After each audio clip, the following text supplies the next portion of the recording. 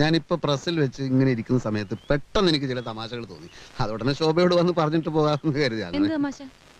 തമാശ എന്ന് വെച്ചാൽ ഒരു വൃദ്ധനെ പറ്റിയാ. ഏത് വൃദ്ധൻ? ഒരു വൃദ്ധൻ.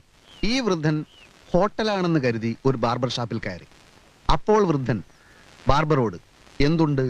അപ്പോൾ ബാർബർ കട്ടിങ്ങും ഷേവിങ്ങും. അപ്പോൾ വൃദ്ധൻ രണ്ടും ഓരോ പ്ലേറ്റ് പോരട്ടെ.